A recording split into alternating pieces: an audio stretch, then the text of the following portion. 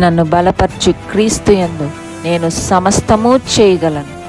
దేవుడు మన పక్షమునుండగా మనకి విరోధి ఎవడు? ఆమేన్, ఆమేన్. చెప్పండి అందరూ, తేరి చూద్దాం. ఆమేన్. నిన్న తేరి చూసినప్పుడు ఏం చూసాం?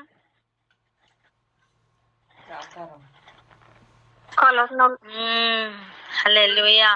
ప్రాకారం. ముట్టి చూస్తే కనబడిన ప్రాకారం. చెప్పండి. ముట్టి చూస్తే కనబడిన ప్రాకారం. ముందు చూస్తే ఏమి కనపడలా, కంటితో చూస్తే ఏమి కనపడలా. సరే కంచె లేదు కదా, ముట్టుకుందాం అనుకుంటే బయటపడ్డ ప్రాకారం. అగ్ని జ్వాలలతో ఉన్న ప్రాకారాన్ని చూసి అమ్మో ఇక్కడ కంచె ఉందని లోపలికి రాలేక వీళ్ళు ఎలా దొరుకుతారా అని వెయిట్ చేస్తున్నా. అపవాది ఆర్తనాదాలు వినపడ్డాయా? హల్లెలూయా. ఊరికనే యథార్థవంతుడిగా ఉన్నాడా? తనకును తనకు కలిగి ఉన్న దానికి అంతను ఏం చేసావు? కంచె వేసావు కదా. కంచె వేసా. ఒక కంచె ఉన్న ఈ యోబు విషయమై వాడు ఎలా మాట్లాడుతున్నాడో, ఆది సర్పం, ఘట సర్పం, సాతాను, దేవుడే కంచెగా ఉన్న ప్రజలను చూస్తే వాడి సామ్రాజ్యం కదిలిపోతూ ఉంటదండి. వాళ్ళు ప్రశాంతంగా ఉండలేరు. అవును, మనం ఇల్లులు కట్టుకున్నప్పుడు మనకు వీధి ఉంటుంది చూసారా, మన ముందు కంపల్సరీ మనకి రోడ్డు ఉంటుంది. అవునా? రోడ్డు లేని ఇల్లు ఏదైనా ఉందా? చెప్పండి. లేదు. ఇంటి వాకిలి తెరవగానే మనకి ఏం దొరుకుతుంది? చిన్నదో పెద్దదో రోడ్ అయితే దొరుకుతుందా? అవునా కాదు? చెప్పండి. ఇప్పుడు ఎవరైనా స్తుతించుకుంటున్నో లేకపోతే ఎవరో అలా దారిలో వెళ్ళిపోతున్నారు అనుకోండి, నువ్వేమైనా డిస్టర్బ్ అవుతావు నాన్న? ఏం లేదు. ఈ మనకి దసరా సీజన్ లో, ఇలాంటి సీజన్ లో వాళ్ళు డమ్ డమ్ అని అసలు అపార్ట్మెంట్లు కూడా కింద కూలిపోతాయేమో అన్నట్టు కొడతారు. అప్పుడు డిస్టర్బ్ అవుతాం. నీకు అర్థమైందా? అవునా కదా? ఆ శబ్దాలకి ఇల్లు ఏమైపోద్దో, చెవులు ఏమైపోతాయో అనిపిస్తుంది. అప్పుడు ఇరిటేట్ అవుతాం. కానీ సాధారణంగా కొంతమంది అలా దారిలో వెళ్ళిపోతే మనల్ని పాస్ అయ్యి అలా వెళ్ళిపోతారండి, ఏమైనా డిస్టర్బ్ అవుతామా? చెప్పండి. ఎవరి ప్రయాణాలు వాళ్ళు చేస్తారు. చెప్పండి అవ్వండి. ఎవరి ప్రయాణం వాళ్ళు చేస్తారు. కానీ బయటికి పిలువబడ్డ ఇశ్రాయేలీలు, దాస్యత్వం నుంచి విడుదల పొందిన ఇశ్రాయేలీలు ఒక ప్రయాణం చేస్తున్నారట.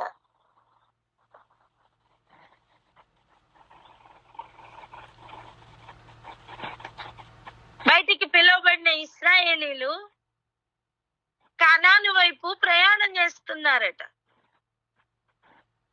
మోయాబు దేశంలో దాటి వెళ్ళాలి. జస్ట్ మన ఇంటి వాకిటి దాటి వెళ్ళిన రీతిగా. వాళ్ళతో సంబంధం ఏం లేదు, ఆ దారిలో వెళ్ళాలంతే. కానీ వాళ్ళ రాజుకి మనశ్శాంతి లేదండి. వీళ్ళు ఏదో ఒకటి చేయాలి. ముందు నుంచి, పక్క నుంచి, ఎత్తు నుంచి, వెనక నుంచి, అన్ని ఏరియాల నుంచి చూసి చూసి చూసి తన బలం సరిపోదని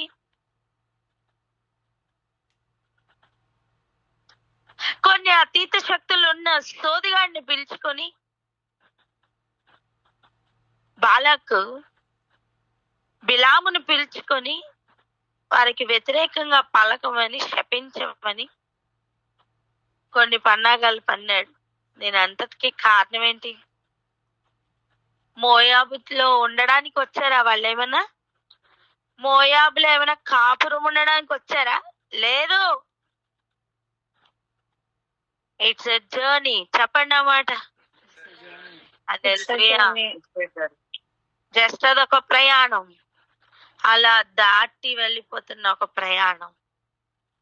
కానీ బాలాకి ప్రశాంతత లేదు. నేను ఏమంటున్నా తెలుసా, నువ్వు దేవుని బిడ్డగా కదులుతున్నావా, నిన్ను చూసి ప్రశాంతంగా ఉండలేరు. నువ్వేం అనకపోయినా, నువ్వేం చేయకపోయినా కదిలిపోతూ రగిలిపోతూ ఉన్న వాళ్ళు నువ్వేమైనా కనిపెట్టావా? నువ్వు గుర్తుపట్టు, వీళ్ళు బాలాకి అన్నయ్యలు తమ్ముళ్ళు. అక్కల చెల్లెలు కూడా ఉన్నారే, వాళ్ళ కేటగిరీ అన్నమాట, వాళ్ళ సిబ్లింగ్స్. చెప్పండి, ఎవరి సిబ్లింగ్స్ వీళ్ళు? బాలక్ సిబ్లింగ్స్. బాలాక్ సిబ్లింగ్స్. చెప్పాలి బాగుంటది. బాలక్ సిబ్లింగ్స్. వీళ్ళ ప్రాబ్లం ఏంటి? నేను చూసి ఓరవలేరు అంతే. చెప్పండి, వీళ్ళ ప్రాబ్లం ఏంటి? చూసి ఓరవలేరు.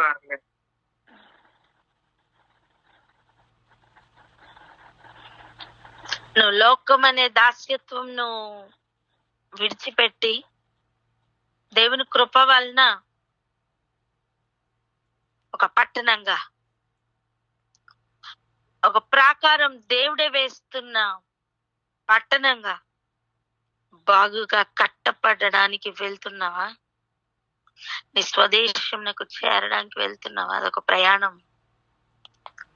దాస్యత్వం నుంచి విడుదల పొంది ప్రతి ఒక్కడు ఒక సైనికుడుగా, ఒక సైనికురాలుగా ఉండే ఒక శ్రేష్టమైన ప్రయాణం. సత్యంలో ఉన్న స్వాతంత్రమును అనుభవిస్తున్న ప్రయాణం. యుగ యుగాలు ఆయనతోనే ఉండబోతున్న ప్రయాణం. దీపకాంతి, సూర్యకాంతి ఇక అక్కర్లేదని దేవుని ముఖకాంతిలోనే బ్రతకడానికి ప్రయాణం చేస్తున్న ఒక ప్రయాణం. అబద్ధం నుండి సత్యములోనికి ప్రయాణం. చీకటిలో నుండి వెలుగులోనికి ప్రయాణం. మరణం నుండి జీవంలోనికి ప్రయాణం. అవిధేయత నుండి విధేయతలోనికి ప్రయాణం. ఈ ప్రయాణం చూసి డిస్టర్బ్ అవుతున్న ఒక్క వ్యక్తిని నువ్వు చూసిన గుర్తుపట్టు, బాలాకు అన్నదమ్ములని. ఇక్కడ ఆగి ప్రార్థన చేద్దాం. నువ్వు ఎందు నిమిత్తం నీ ప్రయాణం ప్రారంభించావో గమ్యం చేయాలంత వరకు ఇటు అటు చూడని అని ఒక తీర్మానంతో ప్రార్థన చేద్దాం. అర్థమైన వాళ్ళు ప్రార్థన అందుకోండి.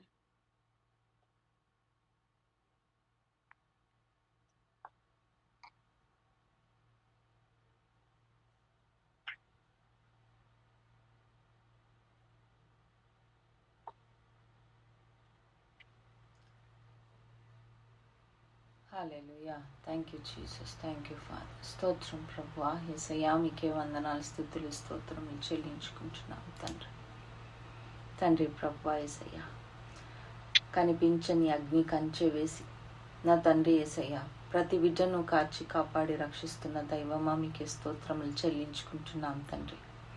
దాసత్వము నుండి నా తండ్రి విడిపించి ఇజ్రాయేలీలు నా తండ్రి కనాను దేశాన్ని వైపుకు నా తండ్రి మీరు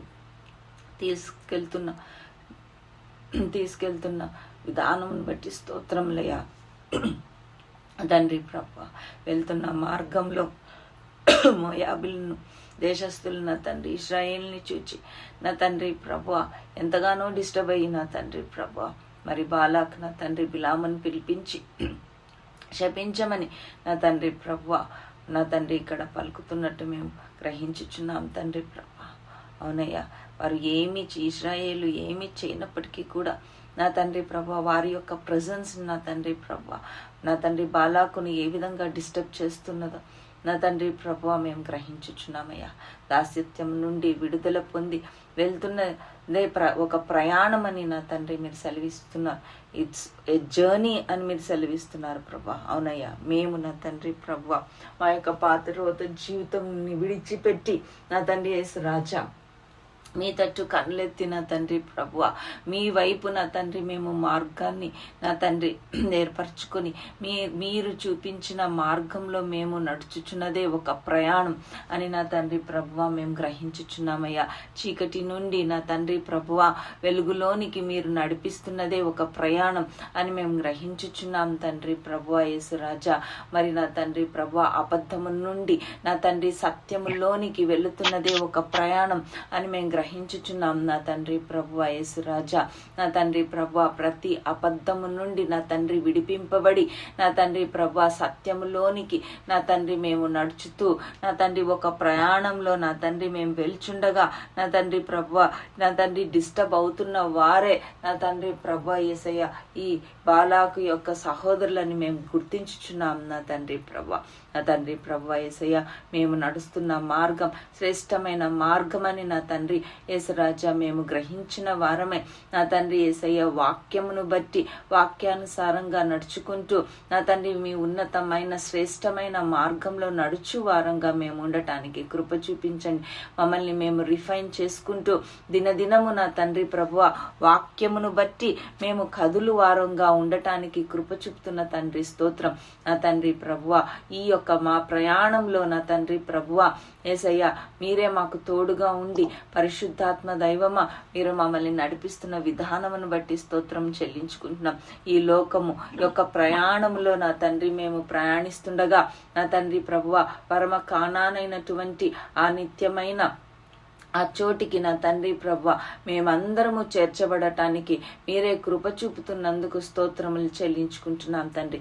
ఈ యొక్క ప్రయాణంలో నా తండ్రి ప్రభువ అనేక మంది నా తండ్రి యేసయ్య బాలాకులు బిలాములు నా తండ్రి యేసయ్య మాకు ఎదురుగా వచ్చుచుండగా నా తండ్రి ప్రభువ మేము ఎక్కడ కూడా దేనిని బట్టి మేము డిస్టర్బ్ అవ్వద్దు కానీ నా తండ్రి మమ్మల్ని చూచి వారు డిస్టర్బ్ అవునంతగా నా తండ్రి ప్రభువ మేము మీలో ఎదగటానికి కృప చూపించమని మీరే మమ్మల్ని బలపరచమని మేము అడుగు పెట్టుతున్న స్థలమంతా నా తండ్రి యేసయ్య మీ సొంతం చేసుకుంటూ నా తండ్రి ప్రభువ యేసురాజా మేము ముందుకు నడుచు వారంగా మేము ఉండాలి ప్రభువ యేసురాజా. నా తండ్రి మేము మిమ్మల్ని పోలిన వారుగా నడుచుకుంటూ నా తండ్రి ప్రభువ మీ యొక్క ప్రెజెన్స్ ని క్యారీ చేసే వారంగా మేము ఉండాలి. మేము నడుస్తున్నప్పుడే ఇతరులు మమ్మల్ని చూసి డిస్టర్బ్ అవ్వాలి కానీ ఇతరుల్ని చూసి మేము డిస్టర్బ్ అవ్వేలాగున ఎట్టి పరిస్థితుల్లో ఉండకుండా మేము నా తండ్రి దినదినము వాక్యము చేత ఉతక స్నానం చేసి నా తండ్రి ప్రభువా బలపడుతూ నా తండ్రి ప్రభువా యేసయ్య మా జీవితంలో మీకు సమర్పించుకొని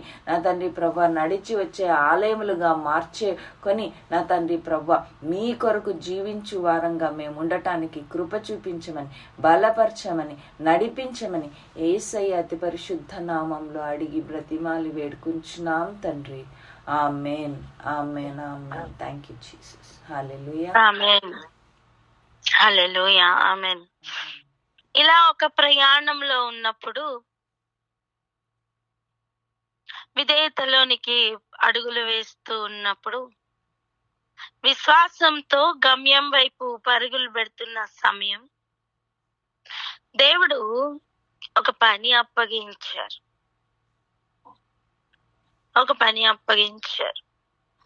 ఒకానొకప్పుడు సౌలుగా ఉండి పౌలుగా మారిన ఆ పౌలుకు ఇంకా అనేక మందిని ఇలా ఉన్నవారు ఉన్నారు అని విడిపించడానికి సువార్తను ప్రకటించమని ఒక పని అప్పగించారు.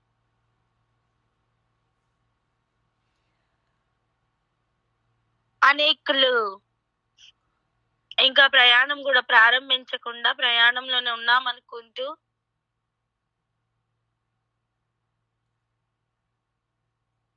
అది ఎటువంటి అనుభవం అంటే ట్రెడ్మిల్ మీద పరిగెడుతూ ఢిల్లీ పరిగెడుతున్నాను అనుకుంటే ఎలా ఉంటదో అలా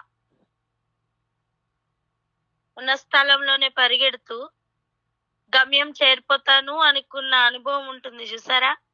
అలా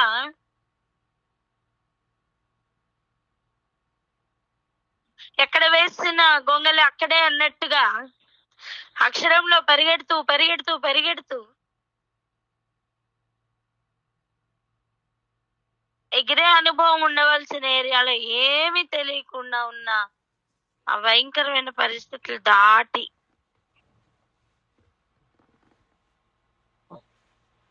అలా పక్షిరాజు ఎగిరినట్లుగా అలా ఎగిరే అనుభవాల్లోనికి తీసుకుని వెళ్ళడానికి, విశ్వాసంతో గమ్యం వైపు పరుగులు పెట్టడానికి, అనేకులకు సువార్తను బోధించమని శ్రేష్టమైన పరిచర్యలో పిలువబడ్డ పౌలు ప్రయాణం ప్రారంభించిన తర్వాత ఎంతకాలం డిఫెన్స్ చేశాడు, ఎప్పుడు అటాక్ చేశాడు, ఎలా చేశాడు చూద్దాం రండి. అపోస్తలుల కార్యాలు 13వ అధ్యాయం 10వ వచనం నుండి 12వ వచనం వరకు చదువుకుందాం.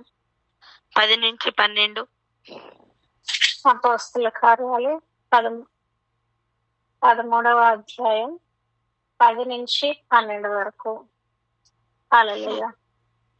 ఆయన తేరి చూచి సమస్త కపటముతోనూ సమస్త దుర్మార్గముతోనూ నిండినవాడా, అపవాది కుమారుడా, సమస్త నీతికి విరోధి, నీవు ప్రభు యొక్క తిన్నని మార్గములను చెడగొట్టుట మానవా. ఇదిగో ప్రభువు తన చెయ్యి నీ మీద ఎత్తి ఉన్నాడు. నీవు కొంతకాలము గుడ్డివాడవై సూర్యుని చూడకుందు అని చెప్పెను. వెంటనే మబ్బుయు చీకటియు అతని కమ్మెను గనుక అతడు తిరుగుచు ఎవరైనా చేయి పట్టుకుని నడిపింతురా అని వెతుకుచుండెను. అంతటా ఆ అధిపతి జరిగిన దాన్ని చూచి ప్రభు బోధకు ఆశ్చర్యపడి విశ్వసించెను. హల్లెలూయా. వాక్యం శ్రద్ధగా విందాం. దయచేసి నిద్రపోతూ పడుకుంటూ నేను ఉన్నాను అనుకుని మోసపోవద్దు. లేచి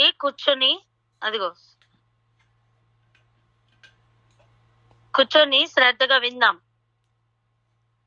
ఇక చూడండి,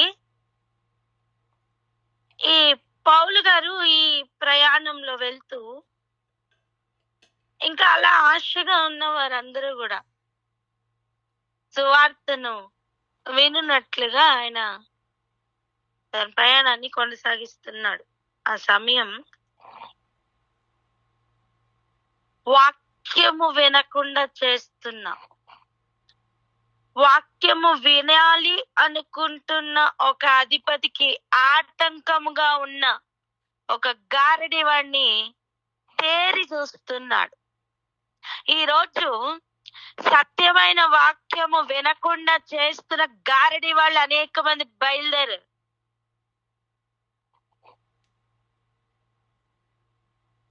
అబద్ధపు ముసుగులు వేసుకొని సత్యమునకు ఆటంకంగా నిలబడుతున్న అనేక గారడి వాళ్ళు ఉన్నారు. ఈ గారడి వాడు చేస్తున్న పనేంటో చూడండి.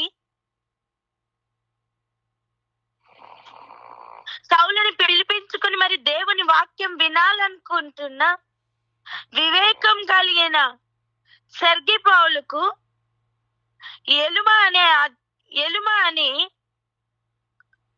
ఒక గారడి వాడేట విశ్వాసం నుండి తొలగించాలని ప్రయత్నం చేసి ఇంకొక పక్కన సువార్తను ప్రకటించకుండా, సత్యము బోధించకుండా పౌలును బర్నబాను ఎదిరిస్తున్న అనుభవంలో ఉన్నాడు ఈ గారడివాడు. గారడివాడు చేస్తున్న రెండు ముఖ్యమైన పనులు.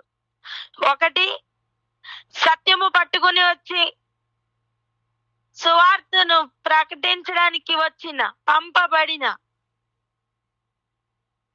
పౌలు బర్నబాలకు ఆటంకంగా నిలబడడం, వారిని ఎదిరించడం. రెండవ పని, వాక్యం వినాలనుకుంటున్న వారిని చుట్టూ అబద్ధములు నింపి విశ్వాసం నుండి తొలగించాలని చేస్తున్న ప్రయత్నం. ఈ రెండు క్వాలిటీస్ చూస్తే నువ్వు గుర్తుపట్టు, ఆ వ్యక్తి ఖచ్చితంగా గారడివాడు. ఎంతమందికి అర్థమవుతుంది?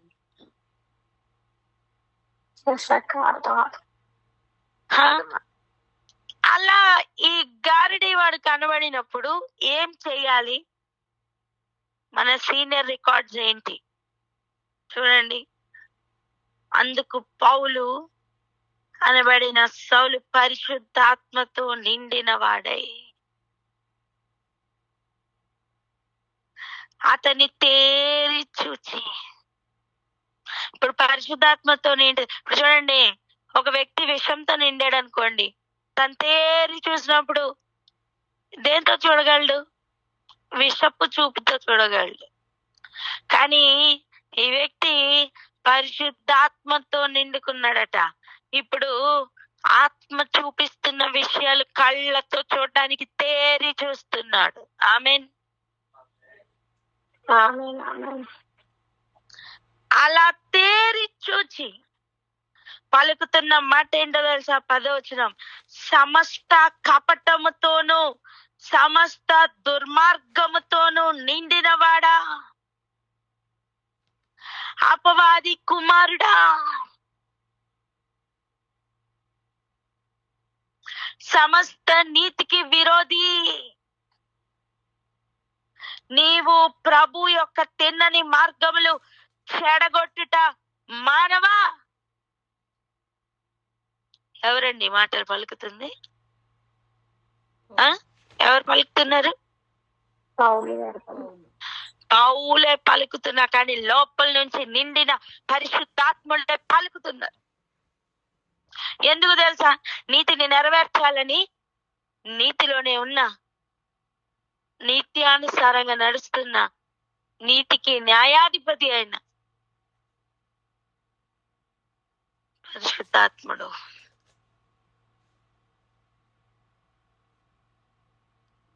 అవినీతిని చూసి తట్టుకోలేని పరిశుద్ధాత్ముడు, అన్యాయమును చూసి ఓర్చుకోలేని పరిశుద్ధాత్ముడు,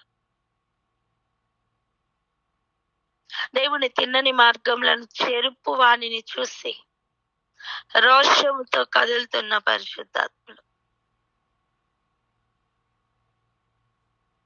పరిశుద్ధాత్ముడే దీన్ని హ్యాండిల్ చేస్తున్నారు. ఒకవేళ ఓన్లీ పౌలి మాటలు పలికింటే అది యాజ్ ఇట్ ఈస్ జరగదేమో. కానీ లోపల నిండుకున్న పరిశుద్ధాత్మ నిండితే ఏమవుతుంది? పవర్ వస్తుంది, శక్తి వస్తుంది.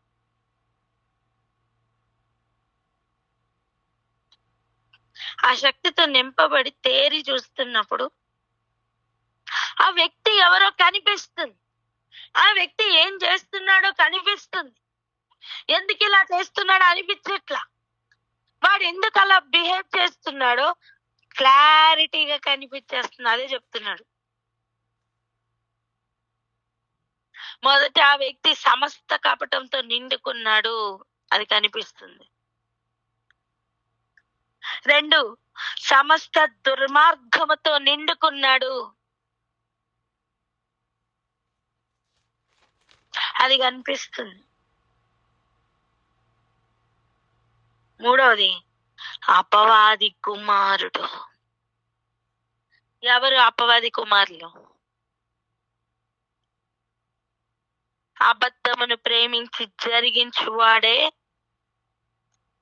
అపవాది కుమారు.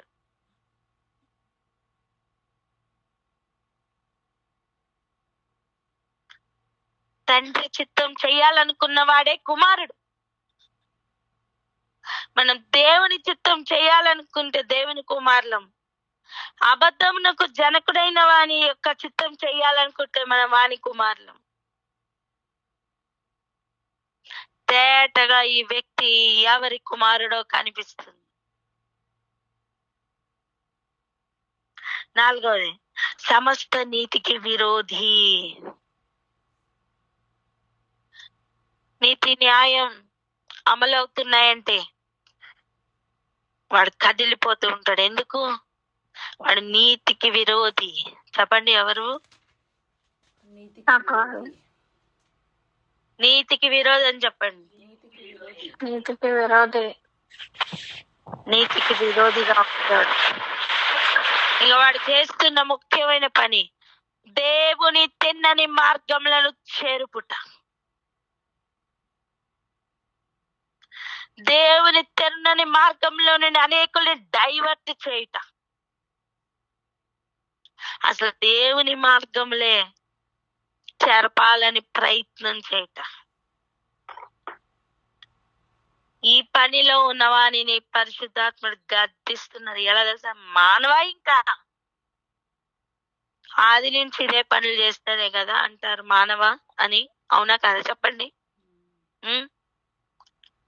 ఈ గాలిని వాడిని ఇంతకు ముందు చూసింటే ఇంకా మానవా అని అడగచ్చు. ఈ గారడి వాడిని ఇప్పుడే కదా కలుసుకుంది. హలో, అవునా కదా చెప్పండి? అవును. కానీ దేవుని తినని మార్గాలను చేరుపుట మానవా అని అడుగుతుంటే పరిచయం ఉన్నవాడిని అడుగుతున్నారా? ఇప్పుడే కొత్తగా పరిచయం అయిన వాడిని అడుగుతున్నారా?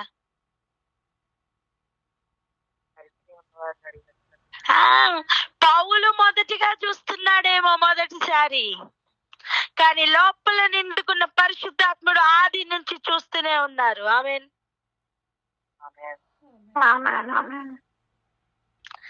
కనుకనే వాడు ఆది నుంచి ఏం చేస్తున్నారో తెలిసే గద్దిస్తున్నారు.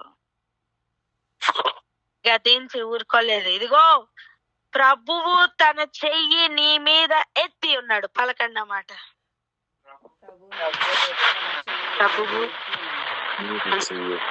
ప్రభువు తన చెయ్యి నీ మీద ఎత్తాడు. చెప్పాలి.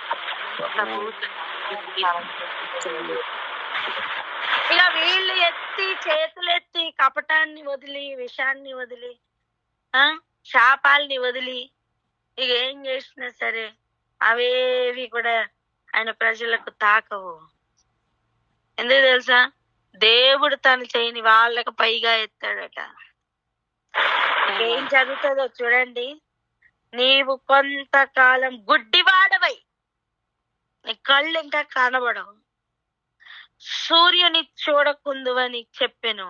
ఇంకా వెంటనే మబ్బును చీకటియు అతని కమ్మెను.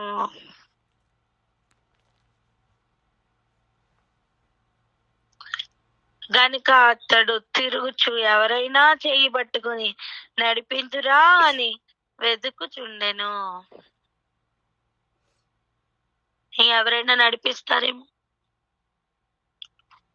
ఒంటరిగా నడవగలిగిన వాడు ఇప్పుడు గుడ్డితనంతో కొట్టుకుంటున్నాడు. ఎలా? ఎవరైనా నడిపిస్తారేమో అని. అంతటా ఆ అధిపతి జరిగిన దానిని చూచి ప్రభువు బోధకు ఆశ్చర్యపడి విశ్వసించెను. హల్లెలూయా. గారడి వాళ్ళు బయటపడితే ఆటంకపరచబడుతున్న వారు, ప్రయాణంలో ఉన్నవారు ఇక ప్రయాణంను కొనసాగిస్తారు. ఆమేన్. ఈ రోజు యొక్క సారాంశం ఏంటో తెలుసా? ఎంతకాలం డిఫెన్స్ చేస్తావు? Come on attack.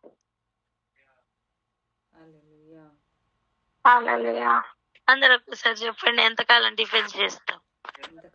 ఎంతకాలం డిఫెన్స్ చేస్తావు? పిలవండి ఒక కమ్ ఆన్ అటాక్ అని. Come on attack.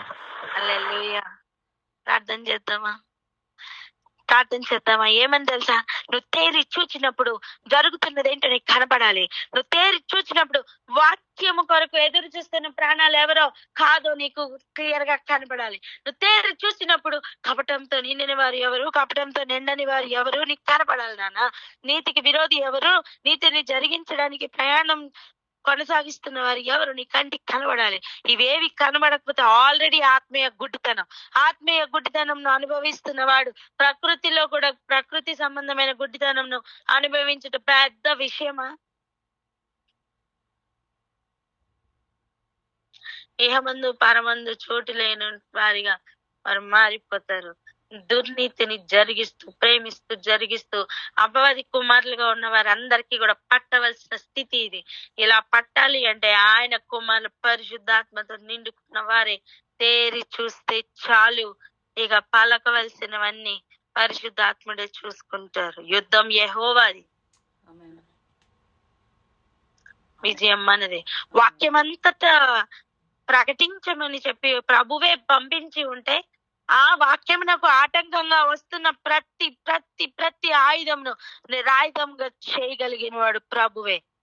వాక్యమును స్థిరపరచడానికి ఆటంకములన్నీ తొలగిపోను గాక. ప్రార్థన చేసుకుందాం అక్క. Hallelujah. Thank you Jesus. Thank you lord.